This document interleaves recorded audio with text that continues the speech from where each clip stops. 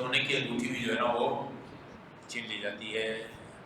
ایک انگوٹھی جہاں خطرہ نہیں ہے سال بھر پہنتی ہے خاتون. اب حج کی خاطر اس کو اتارنا ضروری نہیں ہے. سپیشل آرائش اور زینت کی چیزوں کا استعمال کرنا یہ ناجائز ہے. جو آرائش پورا سال وہ کرتی ہیں اس پر کوئی پابندی نہیں ہے. یہ تزئین اور 17واں آئل تیل لگانا، سرسوں کا تیل یا کوئی اور تیل جو لگاتے ہیں، یا کوئی کریم وغیرہ استعمال کرنا جس میں چکناہٹ ہے نا، وہ بھی اس زمرے میں آتا ہے. پہلے ایک دفعہ ہم نے دیکھا، پتہ نہیں ہمارے اپنے کاروان نے کاروان صاحب کو یاد ہوگا، وہ پیکیج جو ہے نا وہ بنا بنایا ملتا ہے، اس کے اندر بغیر خوشبو کے صابن، بغیر خوشبو کے وہ ٹوتھ پیسٹ اور بغیر خوشبو کے وہ شیمپو، بغیر خوشبو کے وہ کریم وغیرہ جہاں جلد وغیرہ پھٹ جائے یا زخم تو اس پر لگانے کے لیے خوشبو کے بغیر، چکناہٹ کے بغیر چیزیں مل جاتی ہیں. وہ ہو تو زیادہ بہتر ہے. وہ کریم استعمال کرنا جس میں چکناہٹ ہو جائز ہے، لیکن فرض کریں نہیں ہے، آپ کے پاس نہیں ہے. بعض اوقات بہت چلنا پڑتا ہے، ہم خود 4 5 گھنٹے چلے ہیں. ان میں جن کا وزن زیادہ ہوتا ہے وہ ان کی جو ہے نا یہ دونوں رانے یہ یوں وہ رگڑا کھاتی ہے تو زخم ہو جاتے ہیں، شدید قسم کا درد ناقابل برداشت درد ہوتا ہے. ایسے موقع پر اگر آپ کے پاس ایسی کریم نہیں ہے کہ جس میں وہ چکناہٹ نہ ہو، پھر بصورت مجبوری وہ آپ لگا سکتے ہیں. عام حالات میں جائز نہیں ہے. یہ گاڑی ہے APZ 607، آپ نے غلط جگہ پہ کھڑی کی، پورا ساری چیزیں بند ہے اس کے اندر. ادھان اچھا جی، یہ مرد عورت دونوں کے لیے بھی ہے. نہ مرد آئل لگا سکتا ہے، تیل لگا سکتا ہے، نہ خاتون لگا سکتی ہے. اچھا جی، ازالت الشعر عن البدن، بال کاٹنا، اکھیڑنا، نوچنا کسی بھی صورت میں یہ جائز نہیں ہے. البتہ ابھی بیان نہیں کروں گا، بعد میں بیان کروں گا. یہ جتنے بھی 25 یا 24 کام ہیں، اگر آپ مخالفت کرتے ہیں، ان میں سے کوئی ایک کام کرتے ہیں تو سب کا کفارہ نہیں ہے. بعض کا کفارہ ہے، بعض کا کفارہ نہیں ہے. بعض کا کفارہ زیادہ ہے، ادھر بتائیں گے. بعض خلاف ورزی کا کفارہ اونٹ ہے. اونٹ. ایک ڈاکٹر تھے ہمارے ساتھ، بڑے خوش مزاج مذاقی آدمی. وہ حج کے اختتام پر کہا اعلان کر کے کہ وہ آسا کے پاس ایک نئی کتاب آئی ہے، اس میں ہر مخالفت کا کفارہ اونٹ ہے. یعنی کچھ مخالفتیں ایسی ہیں کہ جن کا کفارہ اونٹ ہے، بعض کا گائے ہے، بعض کا بھیڑ بکری ہے، تو بعض کا کچھ بھی نہیں ہے. حرام ہے لیکن ہر حرام کام کا کفارہ نہیں. ایک بال مثلا ایک بال جو ہے وہ جان بوجھ کے جو ہے نا آدمی قینچی سے کاٹتا ہے یا ایسی وہ اس کو اکھیڑتا ہے، نوچتا ہے، حرام ضرور ہے لیکن کفارہ نہیں ہے. بعض کا کہتے ہیں کہ ایک لقمہ کھانا دے دو بھائی، وہ چند کھجور کے دانے دے دو. تو یہ آپ کو تفصیلاً بتائیں گے کہ کن کا کفارہ بالکل نہیں ہے، صرف حرام ہے، کریں گے تو گناہگار ہوں گے، کفارہ نہیں ہے. کس کا کفارہ زیادہ ہے، کس کا کفارہ بالکل نہیں ہے، صرف استغفار کرنا ہوتا ہے. استغفار تو ہر حالت میں بندے کو کرنا چاہیے. ازالت الشعر عن البدن، لہذا حالت احرام میں خواتین کو یہ کنگھی کے استعمال سے مکمل طور پر پرہیز کرنا چاہیے. میرے خیال میں ایک خاتون ایسی نہیں ہوگی کم سے کم ہمارے کاروان میں جو یہ کہے کہ میں نے کنگھی کی اور میرا ایک بال بھی نہیں ٹوٹا. نہیں، ویسے بھی عام بیماریاں آج ہیں، عام ہے بال گرنے کی بیماریاں جو ہے نا وہ عام ہیں. میں آپ کو لطیفہ چونکہ بعض مومنین کے چہرے پر تھکاوٹ ہے.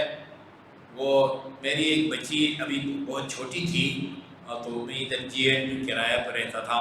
وہ میں اس کو گود میں لے کے نا اس کو کوئی بال وہ ٹھیک کرنے درزی کو نائی کے پاس گیا. اس سے میں نے کہا کہ آپ کا بالوں سے واسطہ پڑتا ہے تو یہ جو بال گرتے ہیں اس کا کوئی مؤثر علاج کوئی قریب کوئی آئل ہے؟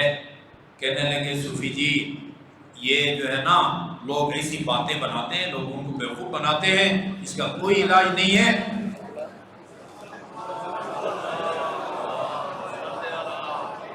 کہاں گیا؟ اچھا اللہم صلی اللہ علیہ محمد وآل محمد صلوات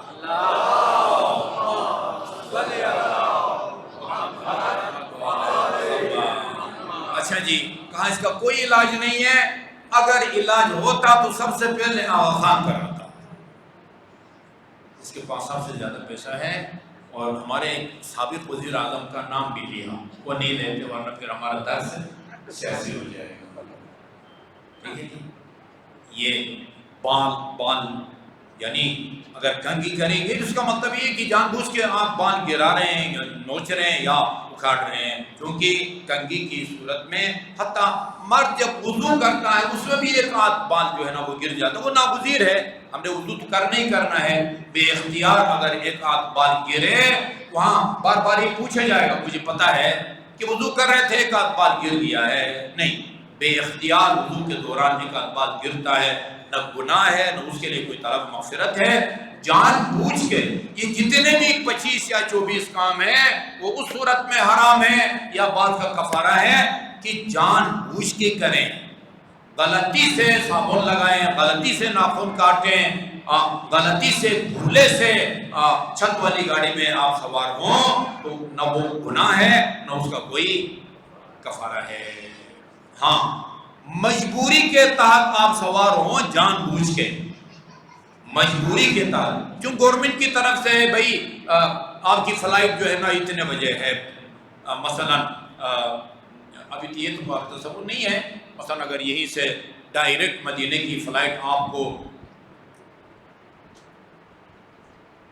مشرق اعظمی صاحب بتا رہے تو صبح 10 بجے ہے. ادھر اسلام آباد ایئرپورٹ پر سعودی ایئر لائن میں ہمارے ایک عزیز ہیں انہوں نے بتایا کہ 30 تاریخ تک صبح 10 بجے جو فلائٹ ہے وہ شام 6 بجے جا رہی ہے. 31 کا شیڈول ابھی نہیں آیا وہ میں کہہ رہے تھے بعد میں بتاؤں گا. اگر 6 بجے ہم مدینے کے لیے روانہ ہوتے ہیں تو اس کا مطلب یہ ہے کہ پھر ہم یہ کہ چونکہ حالت احرام میں نہیں ہوتے کوئی حرج نہیں ہے لیکن جو لوگ یہیں سے احرام باندھتے ہیں وہ سایہ کے نیچے جو ہے نا وہ چھت والی ہوائی جہاز میں سوار ہوتے ہیں.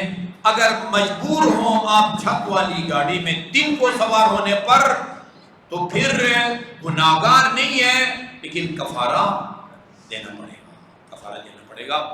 اچھا یہ تمام تفصیلات بیان کریں گے.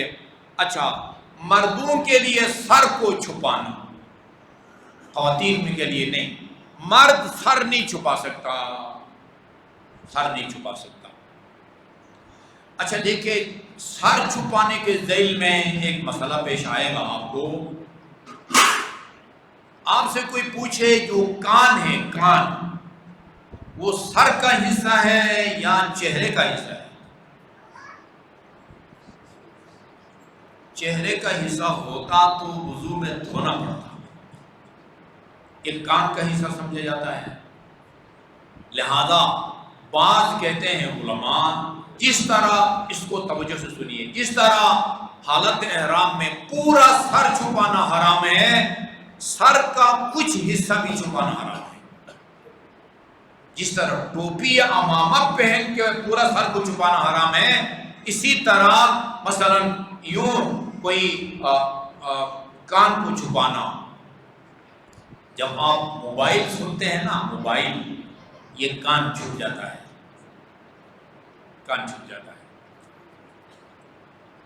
آیت اللہ سیستانی کے نزدیک وہ جس طرح پورا سر چھپانا جائز نہیں ہے اسی طرح سر کا کچھ حصہ جو کان ہے اس کو بھی آپ نہیں چھپا سکتے.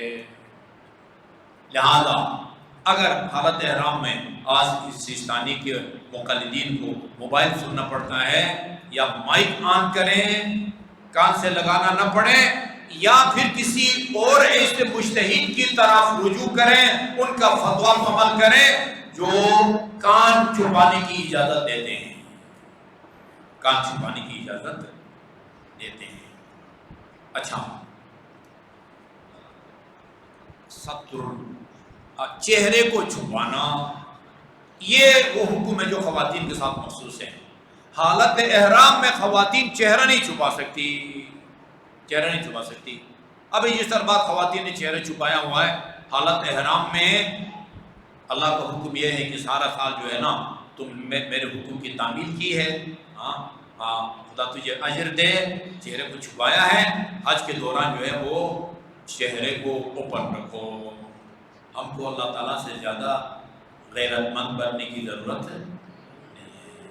اس نے جب اجازت دی ہے، جس نے چھپانے کا حکم دیا ہے اسی نے فرمایا ہے حج کے دوران چہرے کو اوپن رکھ سکتی ہو، صرف رکھ نہیں، چھپا نہیں سکتی، چھپا نہیں سکتی۔ البتہ جو خواتین بالکل پردہ نہیں کرتی یا صرف شرعی پردہ کرتی ہیں، اسکارف پہنتی ہیں، واجب پردہ کر لیتی ہیں، باقی ساری زندگی چہرہ اوپن رہا ہے، ان کے لیے چہرے کو اوپن رکھنا کوئی مشکل کام نہیں ہے۔ مگر جو خواتین خصوصاً ہمارے پنجاب یا وہ سرائکی پٹی کے بعد علاقوں میں دیکھا، وہ گول چادر اوپر ڈال دی جاتی ہے، وہ مصر کے صدر کے بقول چلتے پھرتے خیمے، کہتا ہے چلتے پھرتے خیمے مجھے پسند نہیں ہے۔ یہ بڑی چادر جو خاتون کے پورے بدن کو ڈھانپ لیتی ہیں، ان کے لیے زندگی بھر جس نے نامحرم کو اپنا چہرہ نہیں دکھایا، وہ چہرے کو یوں اوپن کرنا یہ اس بیچاری کے لیے پہاڑ سے کم نہیں ہے۔ ان کے لیے گنجائش ہے، ان کے لیے گنجائش ہے، وہ یہ کہ جو بڑی چادر ہے نا، یعنی نقاب نہ پہنے، نقاب نہ پہنے، سکارف کے ذریعے اپنے جو ہے نا چہرے کو مت چھپائیں۔ یہ جو بڑی چادر ہے اس کو سامنے سے کافی نیچے تک، ناک کے برابر تک لے آئیں کہ جو ان کے چہرے کو جو ہے نا وہ اس طرح ٹچ نہ کرے۔ یہ بات عرب ممالک سے خصوصاً بحرین سے کچھ خواتین آتی ہیں، وہ چادر کے نیچے ایک کیپ پہنتی ہیں، کیپ نا، اس کے اوپر وہ چادر ڈالتی ہیں، اس کے اوپر۔ اس سے فائدہ یہ ہوتا ہے کہ راستہ اس کو نظر آتا ہے اور اس کا شرعی پردہ بھی شرعی پردہ ہو جاتا ہے۔ یعنی خدا کا حکم نہیں ہے کہ چہروں کو چھپاؤ، لیکن اگر ایک خاتون عادی ہے پردہ کی اور اس پر گراں گزرتا ہے چہرے کو اوپن رکھنا، تو اس کے لیے گنجائش یہ رکھی گئی ہے کہ وہ بڑی چادر کو نیچے کر کے چہرے کو چھپائے، اور وہ اگر وہ والی کیپ بھی پہنتی ہیں تو اس سے راستہ بھی آسانی سے نظر آئے گا اور چہرہ بھی ان کا نہیں چھپے گا۔ یہ وہ حکم ہے جو خواتین کے ساتھ مخصوص ہے۔ 21واں جو عمل ہے وہ خواتین کے پر حرام نہیں ہے، مردوں پر حرام ہے۔ وہ دن کے وقت چھت والی گاڑی میں سوار ہونا، ہوائی جہاز ہو، بس ہو، کار، ٹیکسی ہو، خواتین پر یہ کوئی پابندی نہیں ہے۔